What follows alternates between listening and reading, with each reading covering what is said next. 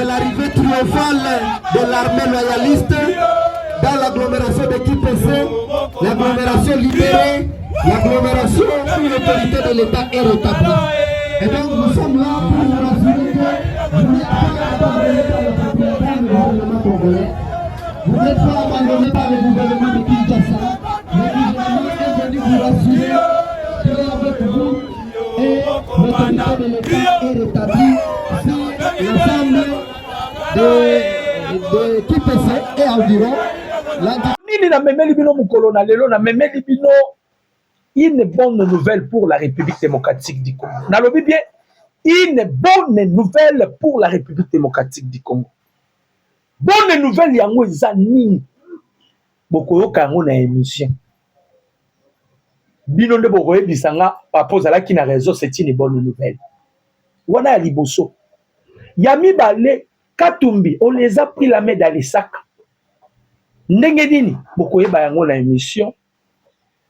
Et nous allons parler sur les derniers avertissements.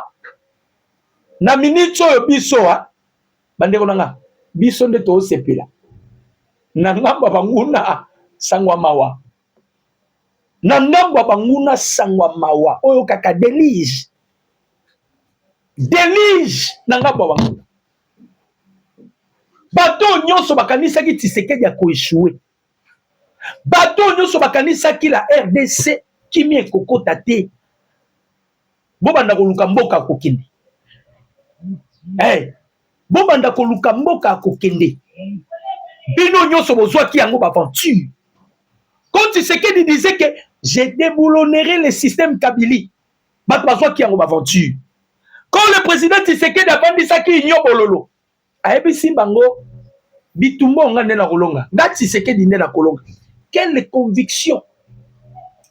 Quelle détermination! Et ça, Babiloko Moussousou, Moutao Bango, il est tellement convaincu de l'Okwazo Sala. Batoubazoa qui en aventure. Bandeko, Nathalie Rwanda, Nathalie Kagame, moi-même je me suis posé la question.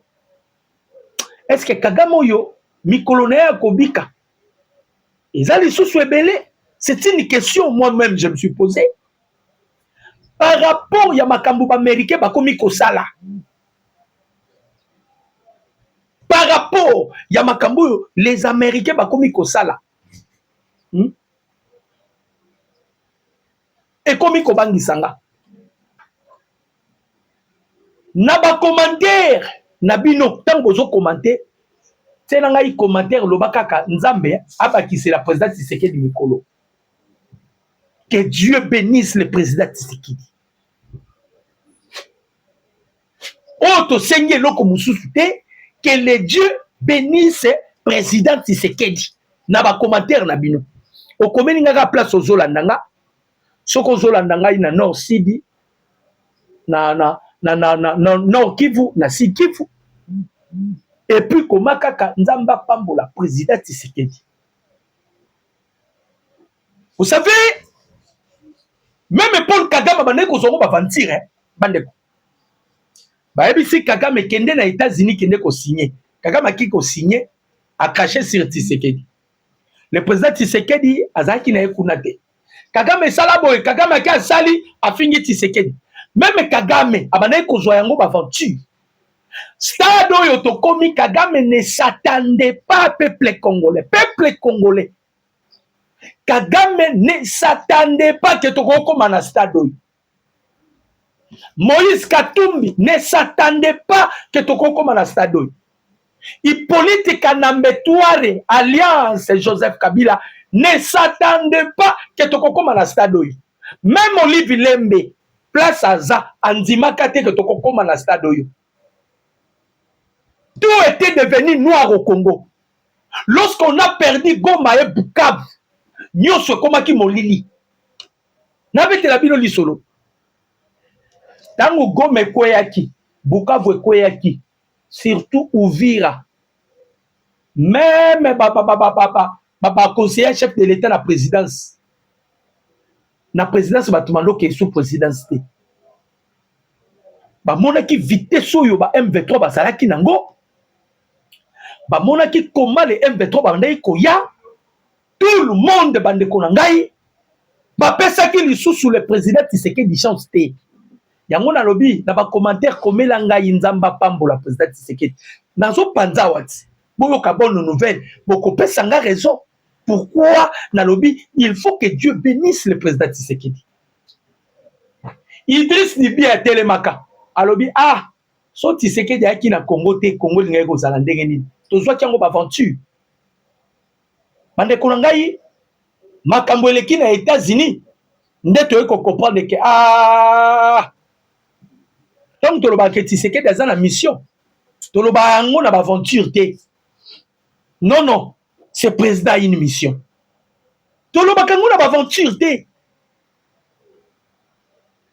Kagame azalaki na Congo na maboko na ye Kagame Congo ezalaki na maboko ya Kagame Kagame pouvait faire des Congo ce qu'il veut Kagame pouvait faire des Congo Oyaliki la preuve Moïse Katumbi azalaki trafiquant d'armes pour votre information Mutabandaki kote que la Edouard nani Unita non Impela ah na eba répéter Impela non Muto bandaki ko pesa 120 pi manduki Mutabandaki kote que la 120 pi manduki c'est Katumbi donc Katumbi de sa nature c'est un trafiquant d'armes et mais ce monsieur là il veut devenir président ya Congo na yo ozolandanga diaspora otali critère ya Katumbi alinga diriger Congo mboka na yo quelqu'un qui a une nationalité douteuse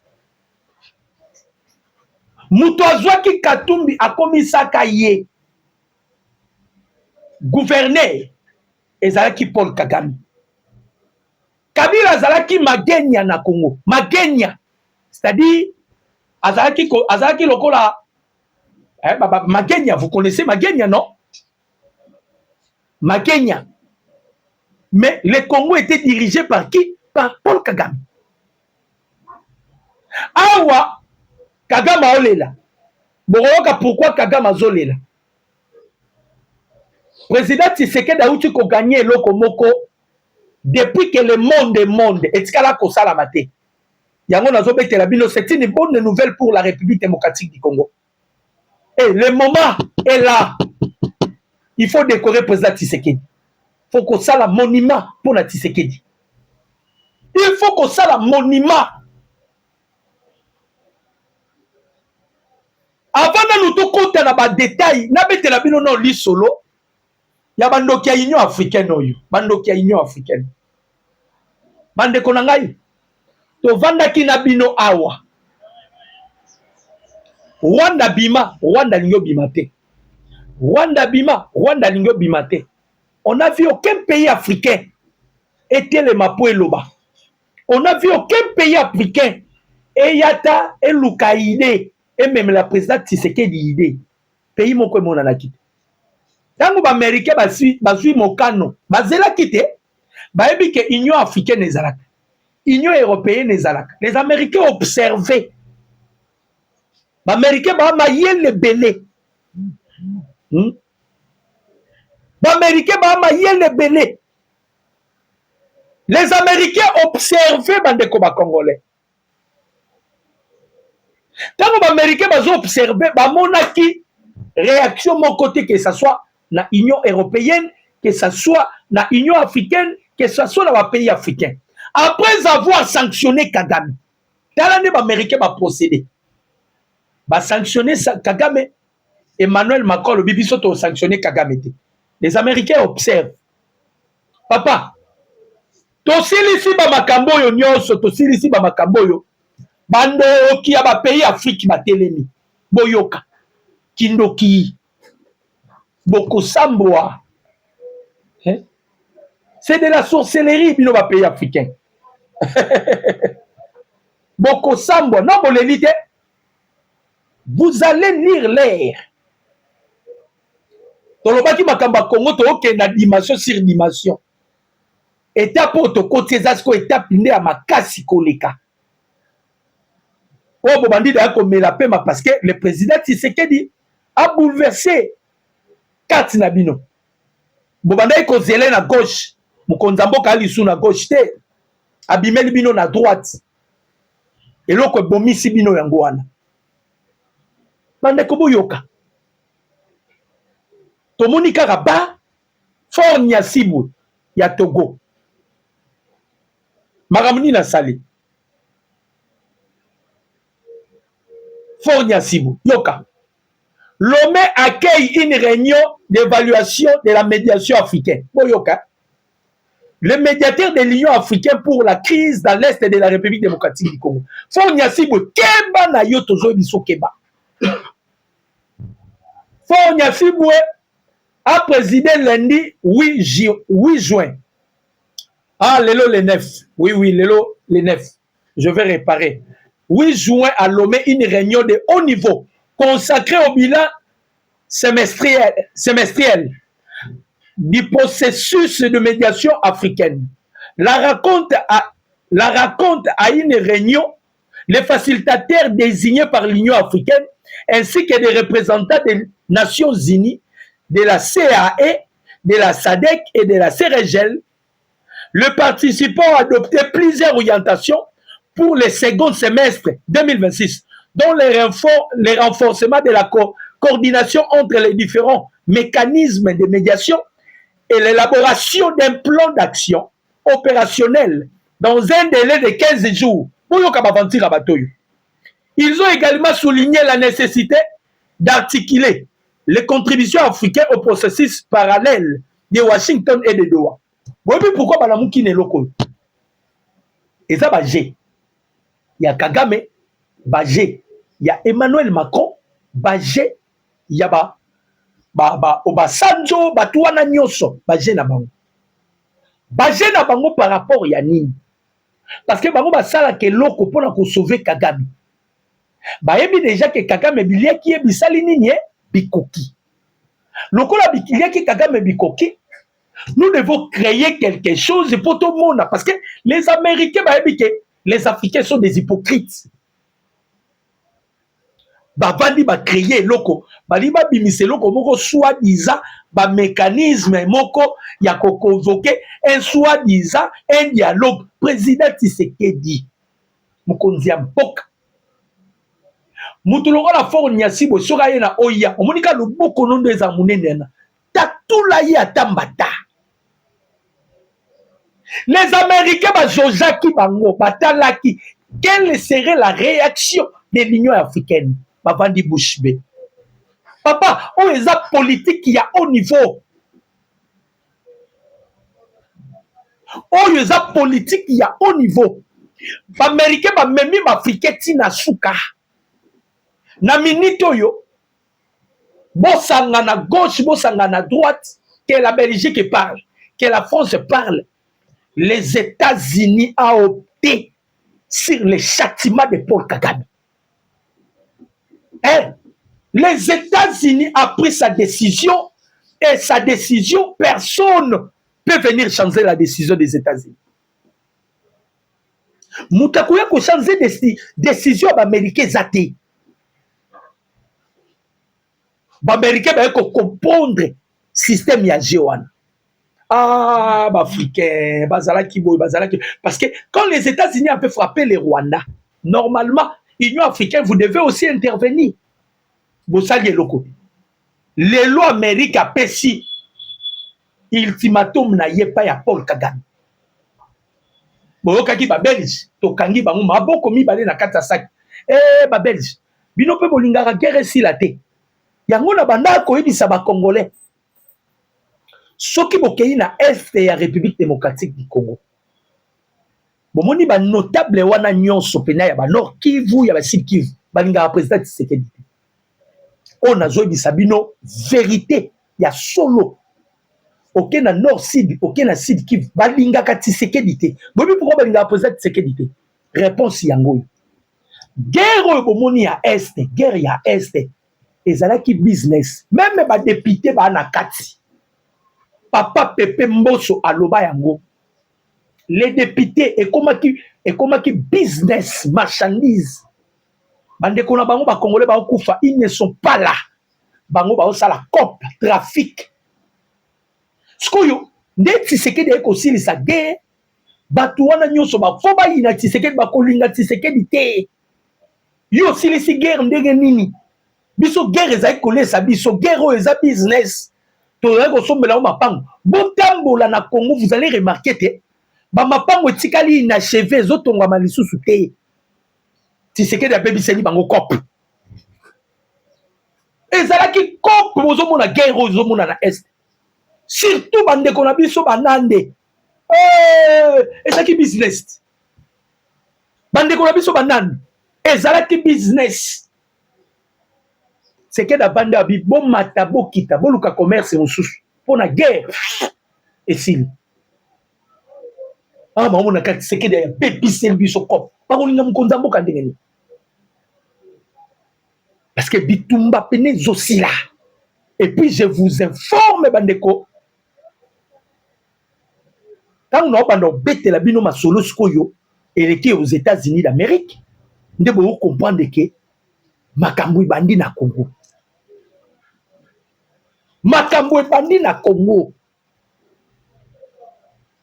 awa ndenge zawa soki yo vi na yo bandeke kozala ka rebellion mutu lokola Bertrand Bisimwa luka mboka kokende makambo ya rébellion ezosila. C'est quelque chose que le président Tshisekedi a signé avec les Américains. Tango ba mupe ba monaki batindaki Chole batindaki na papa moko azalaka na poto Fabien bana poto boyebi Fabien chaîne ne ezalaka Changu soki Changu Fabien un occultiste ce monsieur là mususu lisusu Joël Konde un soi-disant pasteur Joël Konde occultiste bloc ya bato wana nyonso lokola bato ya 5 ans bazalaka ba vampire makila ya ba congolais na est nde salaka force na bango bamonaki ke soki Tshisekedi a bloqué makambo ya guerre makila kotanga lisusu te makasi ekosila te. Imaginez-vous Tshisekedi azosala démarche président Félix azosala démarche pour que asilisa bitumba bato bakufi ebele mais basango bazosala démarche pour que guerre continue sikoyo basango baganyaka nini soki guerre eza na est. Ça c'est une question qu'on doit poser. Basango nazoloba basango nyonso te, je parle de la Senko. Bango balobi na ba américain balobi bo signer te na Tshisekedi bo zela régime ekoya régime ya Tshisekedi eza régime responsable te ti omona bakoma na niveau okeyebisa ba américain ke ba minéraux na Congo ezalaka lisusu te. Oh non, ba minéraux ezalaka nango lisusu te boye boye tout ça ezalaki dia makambo oyo. Donc pour na bango bandeko ba congolais on ne devait plus parler il y a fait la guerre. Fallait que la guerre ezalaka na Congo batu bakufaka oya bango mutu ya yango wana. Quand Tshisekedi a décidé non on doit plus continuer il y a guerre faut ici là batu wana nyonso o ba vivaka na guerre kope baby mitema na bango ekomi mabe contre le président Tshisekedi. Pour na nini kope baby ba olia lisundeni et il vivait avec ça non bon vivre ndenge voilà et siko wapitokei bandeko boyoka sikoyo Marco Rubio aobeta sete makasi sete azobeta bazobeta sete pona Paul Kagame bayebisi Kagame to bandeli koyebisa yo na bato ozobimisa Kagame yeba ke bato yo ozobimisa armée na yo ekota lisusu te na ba M23 parce que to ana makambu photo sala na ba M23 ils ont disposé des radars KT-75 aux Américains bâtis na est de la République. Tous les mouvements ba respecter rien. Mouvement nyonso bazo veiller sur yango. Mouvement nyonso bazo contrôler yango. Bazo veiller à sortir que eloko moko te échappé bango parce que ils veulent en finir avec Paul Kagame. Quelles sont maintenant la bonne nouvelle pour la République démocratique du Congo? Nabina bino bande kolanga ba congolais eloko yo Kagame aluka yango bon kananu makambo ya Katumbi pona na betali solo ya bonne nouvelle bande kolanga opposition balobaki ba OK porter plainte contre le président Tshisekedi. Opposition bavandi balobi non to OK porter plainte contre Tshisekedi. Plainte ya nini? Tentative ya changement ya constitution. Bango moko bavandi lobi batali balobi plainte to ko OK tika oyo e ko balukila biso. Lobi bango moko ba annulé. On a to tika sous plainte te boye. Bango moko ils ont annulé. To tika sous plainte te. Opposition bango moko ba annulé ba bi ba tika sous plainte te. Toke pas Moïse Katumbi. Bande konangai. Katumbi a lobby boye. Katumbi avertit le président Tshisekedi. Il n'arrivera pas à changer la constitution s'il essaye. Il verra plusieurs manifestations. Il y aura de belles dessins. Boyo Katumbi a soloba. Makambu ya bel dessin. Il y aura le bel dessin au Congo. C'est lui qui sera responsable de toutes ces morts. Lors de la manifestation, devrait en assumer les conséquences. Il doit être sage avec ses pasteurs. Ce sont les mêmes qui ont flatté Joseph Kabila et l'ont induit en erreur. Aujourd'hui, ces mêmes pasteurs veulent induire Tshisekedi dans les mêmes erreurs. Son mandat est presque terminé. Il doit partir en paix et rester le sénateur à vie.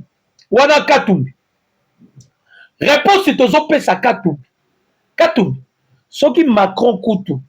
ABC président Tshisekedi ABC aller gérer Congo Brazzaville, aller gérer Niger, aller gérer Mali, aller gérer Burkina. Toi Katumbi, toi tu penses que maloba no zoloba oyo ozoloba ngo libanda ya oloba na Congo. Le péril que vous êtes. Katumbi.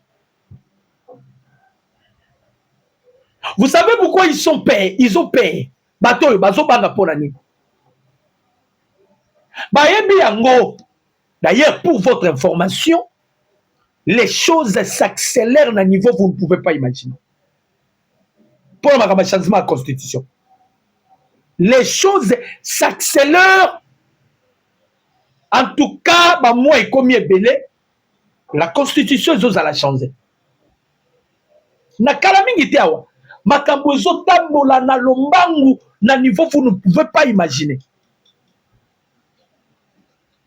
Bolobaki liboso no so Tshisekedi asimbi constitution wana nanga. Bazono toza ekozala indépendant. Ba biso zo bazona ngo déclarer ngo indépendant. Bazono zo déclarer indépendant, ba américain ba lobby bobima. Bazone oyo déclarer indépendant. Les Américains ont décidé, et toi tu dis que, oh, soka meki ko simba, bazon na to ko déclarer indépendant. Bozo rêver. Les rêves permis, continue de rêver. Président Tshisekedi a tambolaka, on sala ba pas, on va avancer. Mais on s'avance. On s'avance. Tout ça va pas, net va avancer, on s'avance. Ah, ce qu'on est awa. Théoriquement vide. Opposition ba mekaki babwaka ballon na bango. Ba eko comprendre que ba kosa les l'autre côté. Ils n'ont rien à faire. Ils n'ont rien à faire. Et ils ont compris que Masolo est 6000 sous-souté. Donc Masolo est comme na paramètre mosusu. Ande koboyo kasikoyo. Bonne nouvelle pour la République démocratique du Congo. Yango na ebisaki bino na ba commentaire boko melanga ke tozo soutenir président Tshisekedi et tozo senga nzamba pambola ye. Bandeko, ce n'est pas le président Tshisekedi qui est allé chercher ces démocrates, qui a pris l'initiative. Il y a Stable DRC Act. Ce n'était pas le président Tshisekedi. Et ça, le sénateur Bavandi, le roi Tshisekedi a perçu son ngambou ya ko protéger le peuple congolais. Nous devons créer seulement une loi qui sera une loi à perpétuité, éthique à la libella, Trump à Koiko Kende. Le président Tshisekedi peut aussi partir, mais cette loi est Koiko Tika la libella, c'est-à-dire le Congo bénéficiera de ça pour toujours. Dans le Nabino, aucun pays a bénéficié de cette loi ici. N'a qu'à expliquer Israël, n'a qu'à expliquer Rwanda. Et je vais expliquer la RDC. Vous allez remarquer que ce n'est que la République démocratique du Congo qui a bénéficié de ça. Awa nazobetela bino lisolo na minito yo bandeko. O nazobisa bino ndena obetela bino lisolo na minito yo. Na messa ya Donald Trump. Le document a été déjà élaboré. Et l'équipe n'a pas congrès. Et il y a un message à Donald Trump. Trump il faut assigner. Ce que Donald Trump a signé, on doit publier ça officiellement dans la chaîne internationale américaine. Soit dans Fox News, soit dans CNN, soit dans la chaîne Moussous. Azo Zelanini. Parce que jamais ça c'est tout multiplier, tout aimer, tout commenter, tout partager. Dans le biboye, na minito tozobetali solo, le document est sur la table de Donald Trump. Document et ça na message à Donald Trump. Document ango ezanini. Les États-Unis d'Amérique a protégé ba pays oyo ezalaka victime ba pays oyo connaîtra ba génocide. La plupart ba pays oyo victime. États-Unis est la première puissance du monde. Ba pays oyo ezalaka victime. États-Unis a protégé yango. Alors, les deux pays qui bénéficiaient de la protection des États-Unis d'Amérique, c'était l'Israël. Je m'excuse, c'était aussi le Rwanda. Israël pour Nanini. L'Américain va se référer à na livre ya Genèse. Oyo nzambe tangu azoyebisa Mose. Pardon, Abraham. Alobaka na Abraham, je bénirai ce qui te bénira et je maudirai ce qui te maudira. Les Américains interviennent à l'Israël. Il fait allusion que l'Israël est la progéniture d'Abraham. Voilà pourquoi Bayaka pona ko intervenir. Bakoti sa bango lokola ba victime des États-Unis après sa kabado après sa kabilo kebele. Kato Rwanda Kagame a créé génocide naye. A sali génocide na ba français. Mona nini oyo boka génocide ya Rwanda bakufa 800 000. Pour votre information. Bakufa 800 000.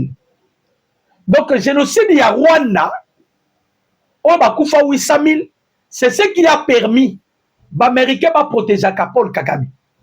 Va protéger Kagame, Kagame a des sous-bassements. On a qui protection.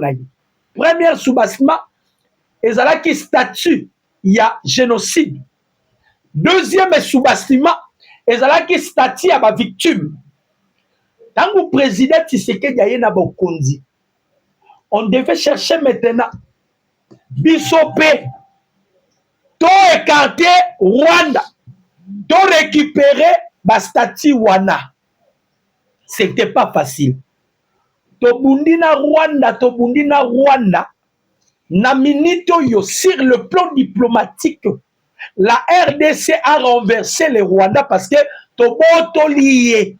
statut à génocide, tobotoli statut à ma victime. Voilà pourquoi Kagame akendaki kolela. Alobi tozomona complicité à l'américain. L'américain va sanctionner Kaka Rwanda, va sanctionner RDCT. Or, actuellement, la RDC est le pays le plus victimisé au monde. Namini Toyo, le Congo est le pays le plus victimisé au monde. C'est-à-dire, ce que zana pays, on le nyokwami na mokili loko la Congo ezate, pour votre information. Et Moutou a sali que Baminele va reconnaître Yango, c'est le président Tshisekedi. Yango na lobi, na lobaki, na ba commentaire komelanga, Nzamba Pambo la président Tshisekedi. Dimension toza, eza li sous dimension makambu ya STT. Eza dimension ba Martin Fayulu te, eza stade moko glissant que personne ne peut entrer. On a zoé bisabino, c'est vrai. C'est-à-dire, les lobes américains va prendre conscience que ceux qui ont koufi na se mokili o ebele, ce sont les peuples congolais. Donc le pays, merci Papa Thierry Tété, le pays le plus opprimé au monde, c'est la RDC. Quel niveau président Tshisekedi a memi Congo, Bandeko? Yo failli le meni bangi, ozoya, o Tshisekedi, tu dois laisser. To komi na stade, vous kama no kende. C'est une bonne nouvelle, Bandeko Nangai. Bandeko. Le président Tshisekedi va partir. Il va faire ses 14 mandats accueillis. Le Congo sera toujours protégé par les États-Unis d'Amérique. Donc, comme un prototype, il y a américain. Vous savez qu'aux États-Unis, il y a 50 États, non? 50 États. Mais les États-Unis ont pris une décision. Dans ce fongolango, pour comprendre grandeur, il y a makambo yonenge komi. Bande konangai. Les démocrates là ont azwa qui vision oyo. Moi, je parie que c'est Kimbangu qui est à Paris. C'était Kimbangu. Kimbangu apparaîtra. C'était Kimbangu. Ce monsieur-là, Lali à Lotindoto. À Lotindoto, quand Lotindoto a bimi, on dit que à côté sa document boy, bandeko. Yo boyoka nanu, boyoka eloko a munene koleka. Ba démocrate, na ba républicain, ba vandi na congrès, na chambre de représentation. Pardon, la chambre des représentants. Ba vandi ko analyser. Bakoti makambo, babimisi document, babengango HR 8705. C'est un document HR. Na minitoyo, na messa ya trompé, wo, elingi koloba nini. Aucune nation au monde a koki kotali beaucoup na RDC. Quand tu touches la RDC, directement, les États-Unis interviennent. La France, vous voyez, Alisou na moi kolobate na République démocratique du Congo. Azana modo da kopé sate. Belgique, Azana modo da kopé salisou na Congo te. Les Congo collaboreront mais directement avec les États-Unis d'Amérique. Donc, Bissoune Tozaboé, c'est les États-Unis. C'est les États-Unis, un point, c'est tout. Oh, pays boye, boyo kayango, bazobenga yango nini. La loi sur la stabilité en République démocratique du Congo. Nalobi bien, la loi sur la stabilité en République démocratique du Congo. Mais, bande konangayi, Tshisekedi a somo, au comité na niveau, ba pays nyonso ya monde, baluka eloko yo. Baluka bazwa, oyo, ça dépasse même ma statut ya ba victime, ma statut ya ba génocide. Ba pays ya monde belé, baluka, États-Unis à côté sa bango ne loko yo. Même les Rwanda atikala kos opportunités oyo te. Même les Rwanda. Donc ici, la RDC devient une prototype. Il y a américain. Proto-là, c'est pour les termes que je vais utiliser. Le proto-là, il y a américain. On ne peut pas toucher la RDC au pays moko telemi moye. Et si on ndenge zaboy, on dit bakatumbi. Mouton nyonso kokosa na sali rébellion na est. Okokuta nana ba américain.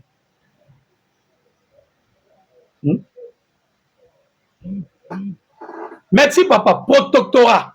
C'est ça, protectorat. Un protectorat américain. Merci papa chéri. Un protectorat américain. C'est-à-dire, tu continues à stade, yango moni Belgique a eu vertige. J'ai la guerre wana ba est, et ça va j'ai ba belge, ba j'ai ba français. Et ça qui va j'ai na bango. Tu sais qu'il a dépassé attendement na bango. C'est une question que je vous pose. Vous ne voyez pas que le président Tshisekedi, il fait des choses dans la tranquillité protectorat. Dans la tranquillité. Sikoyo, problème est anini. Les Américains ont décidé, non, que Sikoyo tozo tsakimia na Congo. Ba Congolais ba kufi, ba Congolais ba nyokwami, tozo tsakimia na Congo. Sikoyo yebisanga. Pays nini ekoya kotelema, eyao Congo salaboye, Congo salaboye. Pays nini? Quel pays va oser? Bande Konangaï. Quel pays qui va oser? On a ouye bisabino dimension les plus bagenyo soya est wana. C'est fini. C'est fini. C'est-à-dire to koti na carré moko, to koti na carré moko. Yango bo moni rubio lobby. Ba yebi si Kagame to ve batie ba radar. Batie ba radar na bango. Batie ba satellite. Ba yebi si Kagame on veille sur toi. To veiller sur yo. Ton parole à la thé. Abina Nangambo, je dois mettre la paix au Congo. Pour que je sois à l'aise. Je dois mettre la paix au Congo. Donc, ça m'a quand même s'est quitté. Ça, c'est une bonne nouvelle pour la République démocratique du Congo. J'espère que Bafayoulo, peut-être Bayoka Kiango, voilà pourquoi Baboyo Kendeko. Kokotika nini na bangote bandeko omoni nzambe azalaka esprit ezeloko miso koyi komona te, mais au moins esprit il peut prendre corps na eloko nyonso. Est-ce que vous ne voyez pas que nzambe ndazo utiliser Tshisekedi pour qu'il délivre le Congo? Congo ezozala délivrer. Les gens blaguent, les choses tournent. Bande Konanga. Tant que tu comme un protocole, il y a des Américains. Protectorat, il y a des Américains. Vous ne voyez pas que ça est comme une dimension moussoussou. Nation mon côté, pays mon côté, et koya kobundisa Congo, Amérique a quand même. Pays mon côté, koya kopé sa instruction na Congo. Aujourd'hui, c'est les États-Unis. On dit président Tshisekedi Ndegazawan. Il y a on a ici failli nani Katumbi. Na place à Koloba. Moïse Katumbi. Bobomba basoyi na bino, bobomba maloba na bino. Boluke sika mususu bo kende koloba. Tshisekedi a une instruction ko zwa lisusu te. Je vous dis la vérité, c'est fini. Ça, c'est une mission accomplie. Et l'on président Tshisekedi Sali a balisé la RDC avec les États-Unis. c'est une mission accomplie, c'est fini. Ce qui bino vivre à la guerre na est, boluka comme boluka cop mususu. Boluka cop mususu. Rubio était tala, Rubio azalaki clair na maloba na ye. Nga prière na nga kutu Kagame abimate. C'est ça ma prière. Kagame abimate. Babomaye, po bakobomaye. Parce que les États-Unis vont voir Moutoyo à continuer qu'on s'entête. On va les tuer. Babandi sabotage, lobi ba beti drone na Kenya. Ba bomi ba civil. Kagame babanda koloba ke ya protéger Banyamulenge. Omoni rapport ba bimise lié. Bandeko, depuis 2001, Kagame faisait que massacrer les Banyamulenge. Nabino Banyamulenge pour Banama Minembo. Baba Zoba Bino Banyamulenge. Vous qui continuez à défendre Kagame. Papa, quand les Américains, d'abord, les Américains sont mieux informés. Américains sont abimisi rapport. Abimisi rapport à l'Okutati. Quand les États-Unis bazobimisa rapport à l'Okutati, bazobimisa rapport, il y a identité à Kagame. Na bateau nyoso bande ko zoba aventure. Babimiseli Kagame rapport il y a 2002. Il y a massacre ya Banyamulenge. Oh basala bango na banani na banani ba RCD Goma. Nde ba bomba Banyamulenge. Babimisi rapport pour vous dire que les États-Unis d'Amérique a Sandi Kagame. Et grâce à président Tshisekedi. Parce que le président Tshisekedi a dit ça qui Kagame n'a pas bisiko nyoso kotaka. Yoso okoti na kisi ngana okota na nzambe. Yoso okoti na kisi ngana okota na nzambe. So bat bagoloba que Tshisekedi a corrompu les Américains. Mais Kabila était au pouvoir, non? Il devait aussi corrompre les Américains. Pourquoi Donald Trump n'a pas voulu que Kabila reste au pouvoir? Et à Makamon Zambé. Et à Makamon Zambé.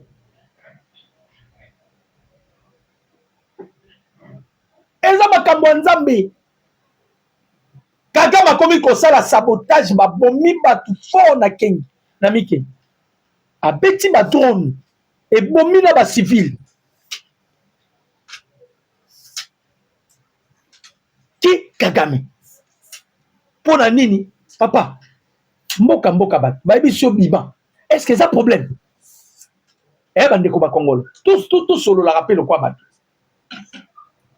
Mboka bat. Baby si Kagame bima. Est-ce que c'est un problème?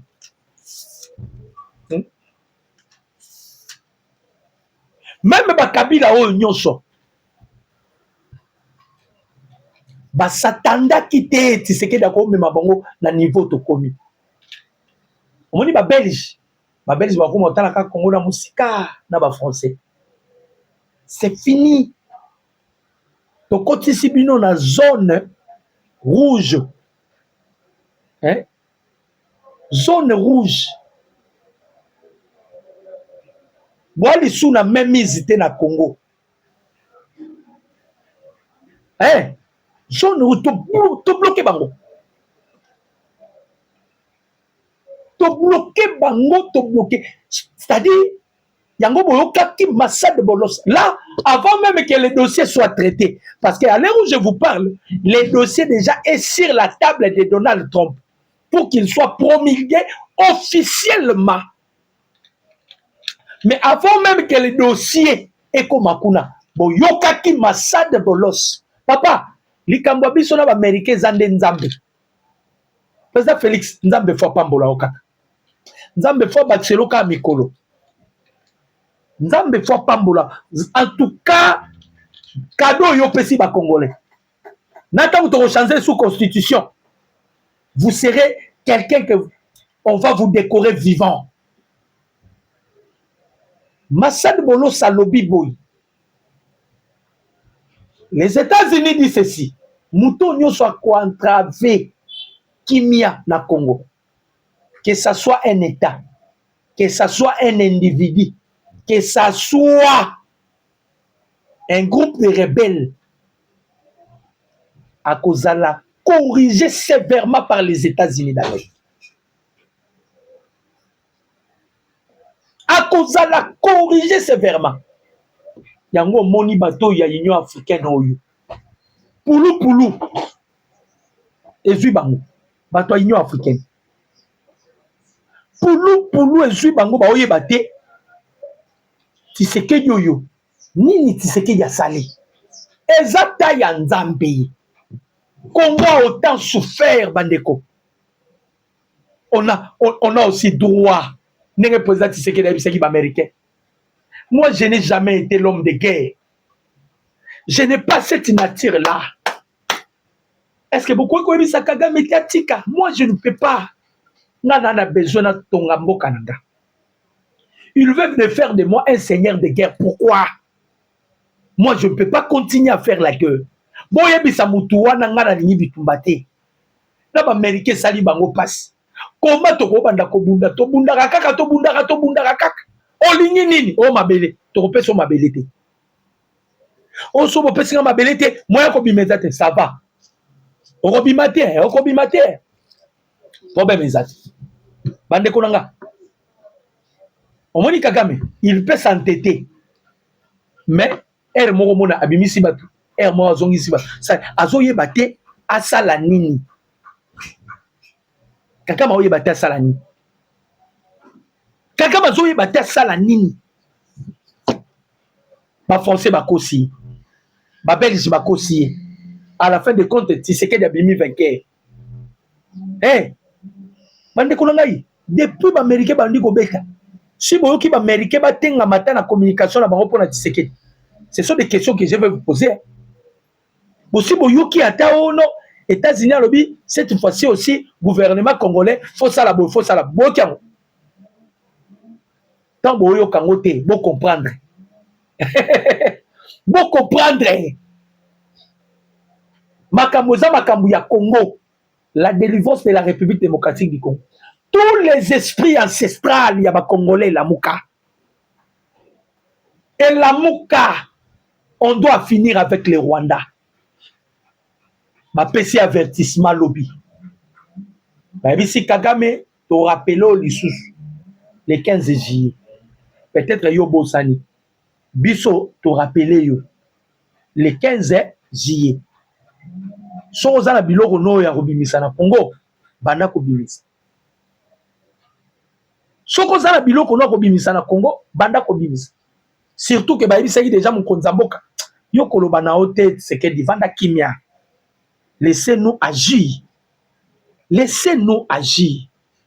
Si Kagame, si tu as des choses, il y a Bimisa na Congo, messieurs, le moment est là, Bimisa. Parce que après les 15,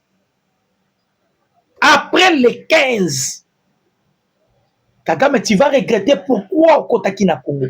On a des avertissements, bah, PCI lobby. Bande konanga omoni Maduro bakangaki Maduro Baris bapesa qui technologie na bango il était protégé par l'armée russe ba américain bakota bazwa Maduro détecteur ya technologie baris et mona bango et mona bango te soki Maduro okuta zalaki mwa boye ba américain ba yaki bazui. Et bon, Kagame Okaba, Babouazale, nous baonyoko na Est de la République démocratique du Congo. Allez-y comprendre.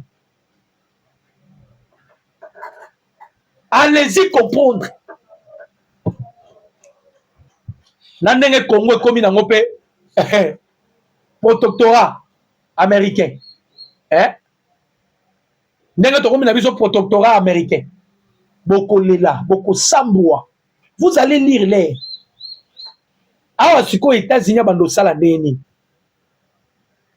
États-Unis pays nyonso o akoya kaka ezala individu on créer kaka auto déstabiliser République démocratique du Congo batie au maboko individu on kaka ko déstabiliser la RDC ba américain ba peut se espace te ba otsa au maboko donc ba fayulu wana bo mona wana bande konangai oh très bientôt là vous allez voir que ba sanction ba américain bande obeta pas mutuboye sanctionné Mutuboye sanctionné.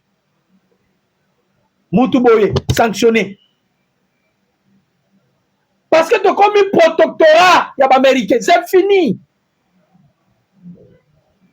Kuna rutu c'est une loi qui va passer. Et nanya octele milango. Nanya octele milango. Et ça loi ezoleka nanya octele milango. Ba silisi ba makambo nyonso.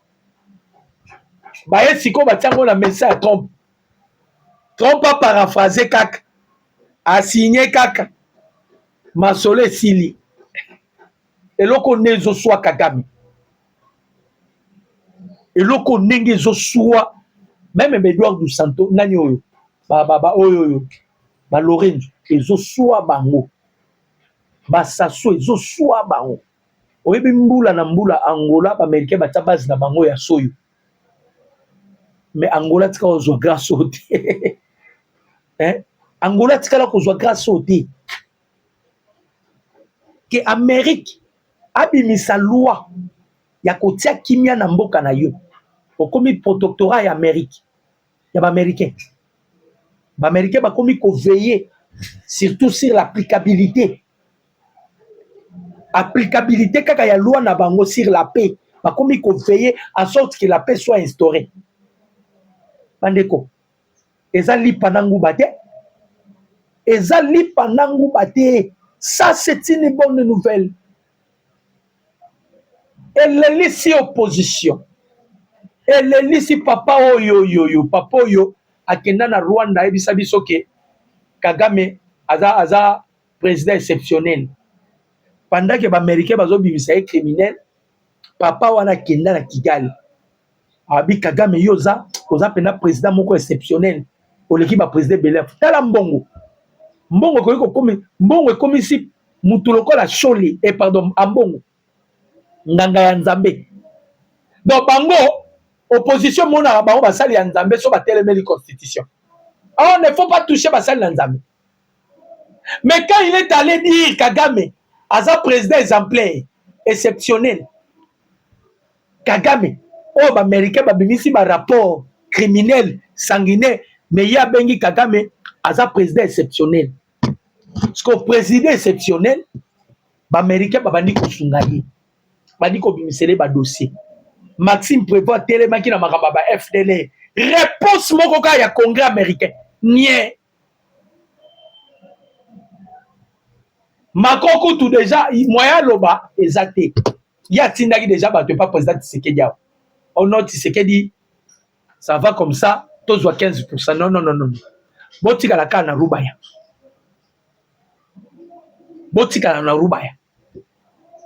Selon les informations tozana yango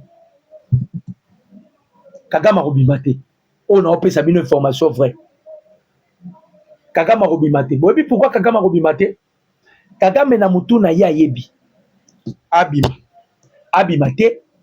Ba américain ba luka bakanga ye. Ba américain ba alisu na besoin.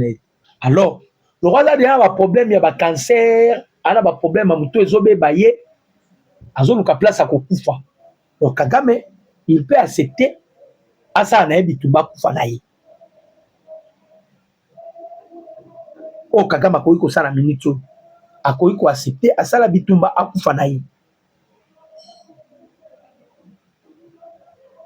donc, ils ont déjà la moutou naïe.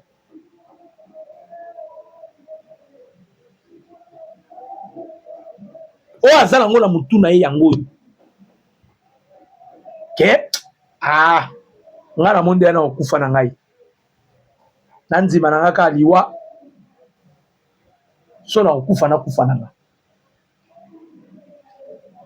batu wana nyonso milelo na milelo bao babulai te ke babima na Congo mais babimi na Congo par force.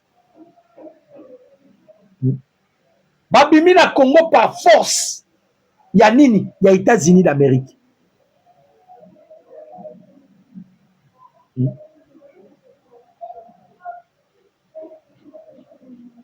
Les États-Unis ont imposé la force. Bango nyonso trouble. Non, mon yakomi ko sala ba sabotage na ba zone oza sous occupation na ye. Ye moko kaka akomi ko bwaka ba don. Ye moko kaka komo beta ba nini. To tuni to papa, qu'est-ce qu'il y a? Qu'est-ce qu'il y a? Oh nyonso zanga parce que ba bimise le rapport. Na congrès ko boma ba nyamulenge. Okosa bato ba nyamulenge banini. Oko defanda no ba nyamulenge to boma kaba. Makamu nyonso bimi na poisson. Nyonso bimakate et bimi na poisson. Donc, pour vous dire, bandeko ba congolais, même l'opposition, ont mis bâti. Ma bête qui calcule la critique à plainte. Ma vandi va m'en babi. Donc, il y a plainte. Plainte, c'est pas mouton américain. Bandeko langa. Ok, il y a plainte et pas mouton américain bazanaye. Oh, bazon luka bimise la biso kutu. Stati oyo pa pays mon côté en Afrique à bazanango. Quand les Américains observent qui déjà non, photo kanga ambassade, il y a pays aux frontaliers na biso. To bimisaka ambassade moko est en République démocratique du Congo. Donc ils veulent faire de la RDC qui gêne à Bango. Qui gêne, quartier général. Pays nyonso que ils ont la contact avec la République démocratique du Congo ou pays nyonso akoluka ils ont la contact avec les États-Unis doit passer par la RDC. Moni ba américain de ba o mema Congo. Ba o mema biso na terrain ya suka. Yasuka. Donc, tous ceux qui contrôlent l'Afrique centrale, tous ceux qui contrôlent les pays nyonso. Ma papa, bandeko ba congolais. Le président Tshisekedi ne le voit pas. Ma papa, bango nyonso. Mukondamboka omona bango atate. Nous, on collabore directement avec les États-Unis. On collabore directement avec les États-Unis et tous collaborer dans les pays moussous. Mingi avec les États-Unis. Au France, au Belgique, au Nini. Ma papa, bokende kuna. Bokende kuna. Botande bo simbisi na Kabila tous. Batu babisa ki Kabila azonga na scène politique. Ok, zalaki ba Belge. Yango batinda ki batu ba koluka Tshisekedi. Kotuna Tshisekedi pourquoi yo permettre Kabila qu'en exil. Kabila azana na rôle moko important pour jouer en République démocratique du Congo. Souci na bango. Nenga Louis Michel azalaka membre ya PPRD na Didier Rendens. Ba membre ya PPRD oya poto. Lokola souci na bango ezalaki non Kabila rozongisi na ba scène parce que Kabila ana mo bala akotsa muto mwa mulunge Kabila ko sala boya ko sala conception bazalaki nango na mutu yango wana. Ba américain tellement ba yebi ba devansa ki bango ba mami ki Kabila directement sanction.